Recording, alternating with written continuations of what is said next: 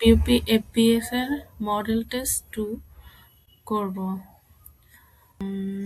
Which of the following one is the reporting framework of Bangladesh presently? বর্তমানে বাংলাদেশের reporting framework কোনটি? এটা পিএফআরএস। পিএফআরএস। What type of asset is copywriting? Copyright কি ধরনের সম্পদ? কপিরাইট কি ধরনের সম্পদ? ইনটেনজিবল অ্যাসেট মানে অস্পর্শনীয় সম্পদ। If closing inventory is shown higher in the income statement in 2020, the effect in the following year's income statement will be এখানে বোঝাইছে যদি 2020 সালের সমাপনী মজুদ পণ্য বেশি দেখানো হয় তাহলে পরবর্তী সালে মুনাফাতে এর প্রভাব কেমন পড়বে। সমাপনী মজুদ পণ্য যদি কোনো ইয়ারে বেশি দেখানো হয় তাহলে অবশ্যই আমরা বিক্রিত পণ্যের ব্যয় নির্ণয় করার সময় দেখতে পারি ওটা আমাদের আয়কে কমায় দেবে। So A reduce A number answer হবে A reduce in the profit for the year. তারপর next question if beginning inventory is the 50,000 টাকা। বিগিনিং ইনভেন্টরি মানে হলো আমাদের প্রারম্ভিক মজুদ পণ্য and good purchase 2,50,000 during the year 10,000 টাকা। পারচেস রিটার্ন অ্যালাউন্স 20,000 টাকা। এন্ডিং ইনভেন্টরি অফ সাপ্লাইস এত টাকা and ending inventory of merchant goods এত টাকা। এত বড় কোশ্চেন থেকে ভয় পাওয়ার কিছু নেই, এখানে জাস্ট বিক্রিত পণ্যের ব্যয় বাইর করতে বলছে। এটা হলো প্রারম্ভিক মজুদ পণ্য, তারপরে হলো ক্রয়, তারপর আন্তঃমুখী পরিবহন খরচ আর বহির্মুখী পরিবহন খরচ, ক্রয় ফেরত, ভাতা, সম্পূর্ণ মজুদ পণ্য আর কি সব কিছু এখানে দেওয়া আছে। আমাদের বিক্রিত পণ্যের ব্যয় নির্ণয় করতে জাস্ট কি লাগে, প্রারম্ভিক মজুদ পণ্য লাগবে, ক্রয় লাগবে অ্যান্ড অন্তর্মুখী পরিবহন খরচ, এই তিনটা যোগ করব এবং এখান থেকে আমরা ভাতা আর সম্পূর্ণ মজুদ পণ্য বিয়োগ দিব। তাহলে আমাদের অ্যান্সার কত হবে? 2,50,000 টাকা। What are the component of faithful representation? এটা মুখস্থ বিদ্যা। completeness, neutrality and free from errors. তারপরে হলো কেয়া company properly records the issue of a check for এত টাকা to its creditor Rana, but after paying the check the bank mistakenly recorded 1,200 টাকা. What do for the mistake in the company's bank recognition?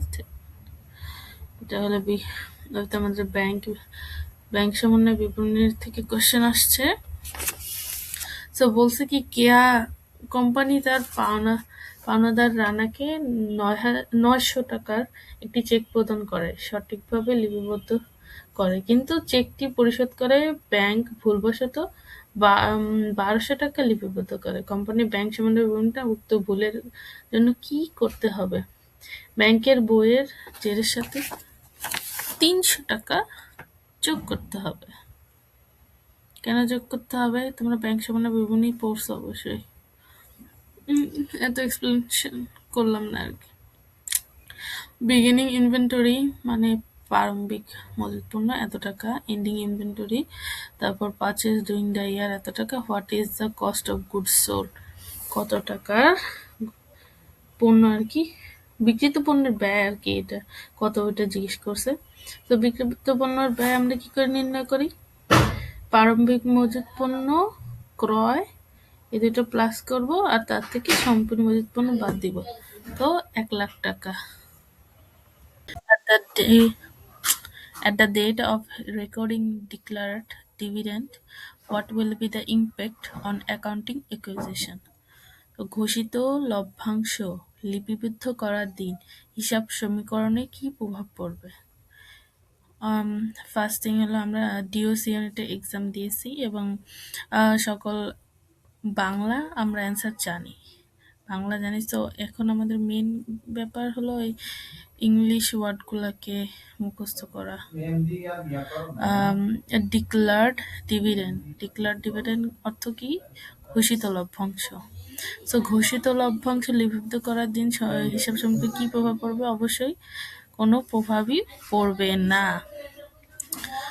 Next question, a company purchased land for এত টাকা, real estate broker commission was এত টাকা, and এত টাকা ওয়াজ spend for demolition মানে ভাঙা আর কি, পুরান ঘর, old building on the land before construction of a new building could start.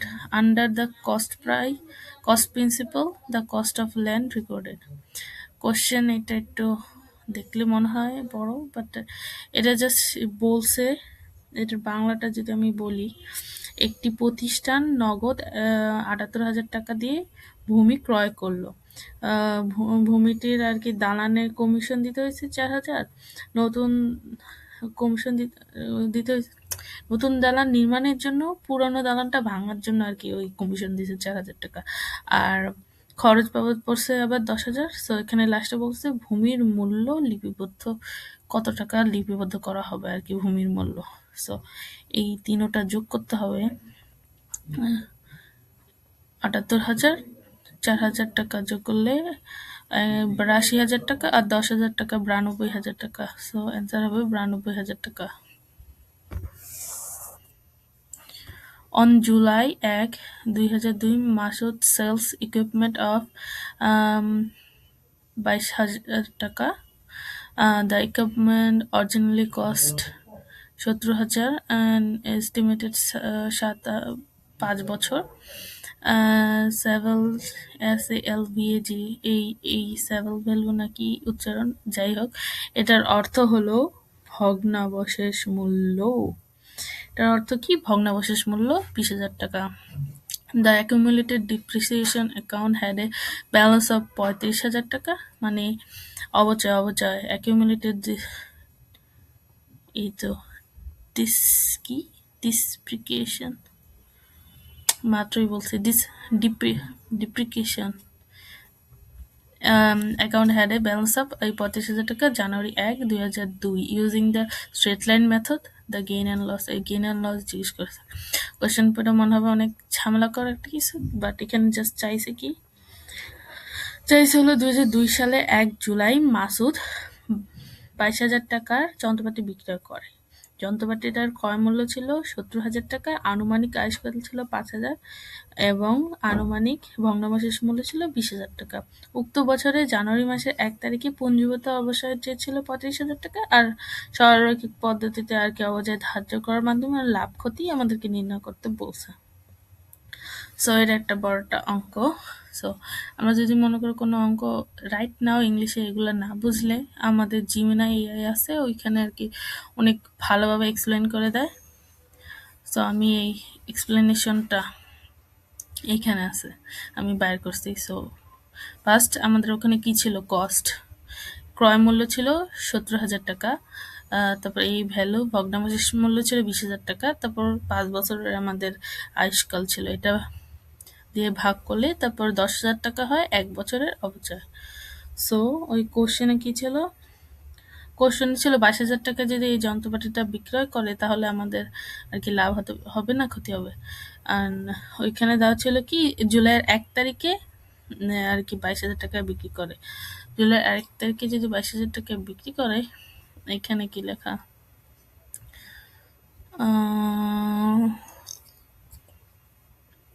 এই জানুয়ারি ১ তারিখে তাকে ৩৫,০০০ টাকা অবচয়, আর সে এটা বিক্রি করছে জুলাইয়ের ১ তারিখে ২২,০০০ টাকা দিয়ে। সো জানুয়ারির ১ তারিখ থেকে জুলাইয়ের ১ তারিখ পর্যন্ত ৬ মাস। ৬ মাসে কি করেছে? ৬ মাস পরে আর কি বিক্রি করছে। সো আমাদের ১ বছরের অবচয় ১০,০০০ টাকা। সো ৬ মাসে অবচয় কত হবে? ১০,০০০ ভাগ ২, ৫,০০০ টাকা। সো এই ৩৫,০০০ টাকা আর ৫,০০০ টাকা যোগ করলে আমাদের মোট অবচয় হয় ৪০,০০০ টাকা। এখন আমাদের ক্রয় মূল্য হলো ৭০,০০০ টাকা আর ৪০,০০০ টাকা হলো অবচয়। এই দুইটা বিয়োগ করলে ৩০,০০০ টাকা হলো মেন আমাদের যেই টাকাটা। তো আমরা জিনিসটা বিক্রি করছি কত টাকায়? 22,000 টাকা। সো 30,000 থেকে 22,000 টাকা বাদ দিলে থাকে 8,000 টাকা। সো আমাদের 8,000 টাকা লসে বিক্রি করি।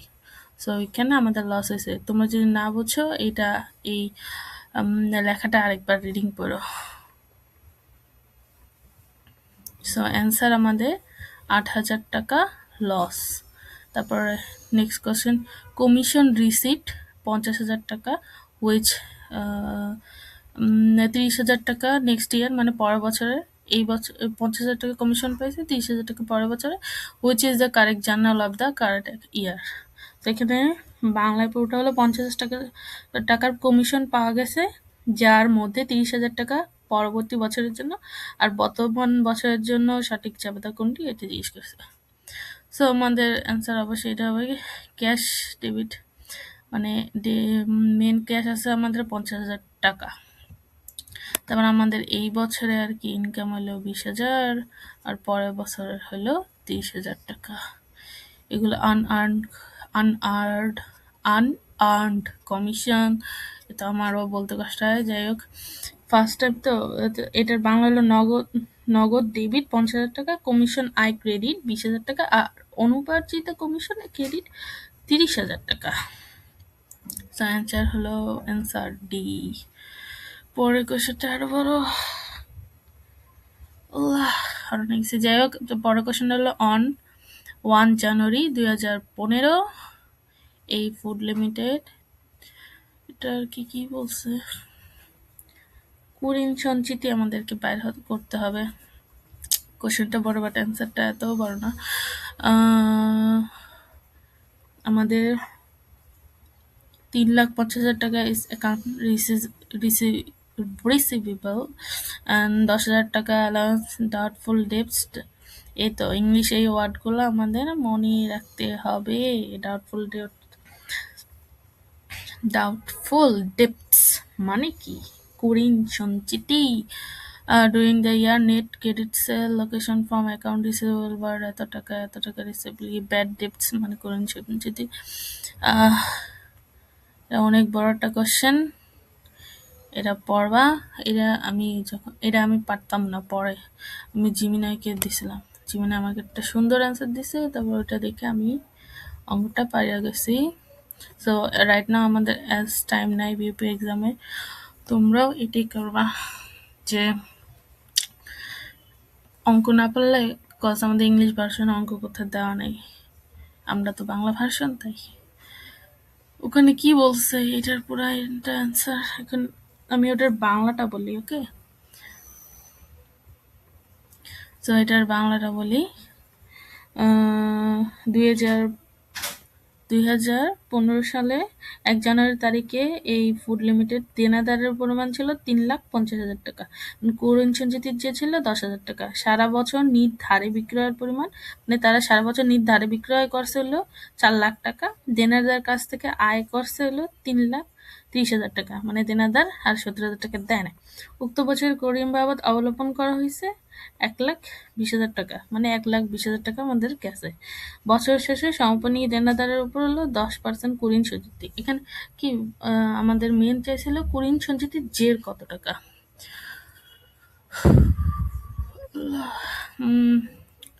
সো আমাদের এখানে প্রথমে ছিল দেনাদারের পরিমাণ এই 3,50,000, তারপরে ধারে বিক্রয় করছি 4 লাখ টাকা, তারপর দেনাদার কাছ থেকে পাইছি হলে 3,50,000 টাকা। আর এগুলার ইংলিশগুলা এই ওয়ার্ডগুলো একটু মুখস্থ করে রেখো, এগুলাই আর কি ম্যানেজমেন্ট না, নাহলে তো সব কিছু এমনিই পারি, ইংলিশগুলা দেখে একটু মাথা ঘোরা যায়। ব্যাড ডেপস হলো এটা। সো আমাদের প্রথম কি দেনাদার এত, সো তারপরে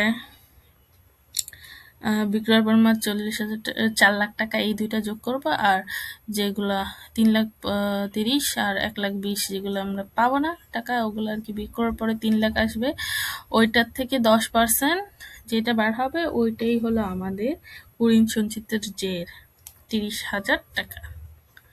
সো এখানে অ্যাকাউন্টিং শেষ, অ্যাকাউন্টিং এর পরেরটা শুরু করবো।